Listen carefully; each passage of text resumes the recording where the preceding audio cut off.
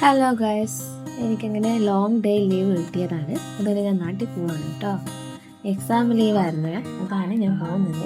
എനിക്ക് എക്സാമൊക്കെ കഴിഞ്ഞ് ഇതേ എക്സാം ഉള്ളതുകൊണ്ട് എനിക്ക് വീഡിയോസ് ഒന്നും എഡിറ്റ് ചെയ്യാൻ ചില ദിവസങ്ങൾ പറ്റിയില്ലായിരുന്നു. അപ്പം ഞാൻ വീണ്ടും വന്നിരിക്കാം കേട്ടോ. നമ്മൾ കൊച്ചുവേളി മൈസൂർ എക്സ്പ്രസ് ആണ്. അതിപ്പം മാറി മൈസൂർ ട്രിവാൻഡ്രം നോർത്ത് എക്സ്പ്രസ് ട്രെയിനാണ് കേട്ടോ.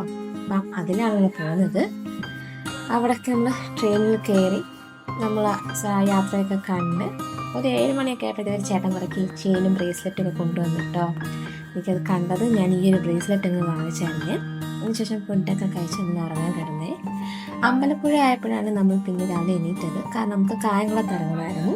അപ്പോൾ അവിടെ നമുക്ക് വേറൊരു ട്രെയിൻ കിട്ടുമായിരുന്നു കേട്ടോ. അത് നമ്മുടെ സ്റ്റോപ്പിൽ നിർത്തുന്ന ട്രെയിനാണ്. പക്ഷേ ഈ ട്രെയിൻ നിർത്തില്ല, ഡയറക്റ്റ് കായംകുളം കഴിഞ്ഞ കൊല്ലമായിരുന്നു കേട്ടോ.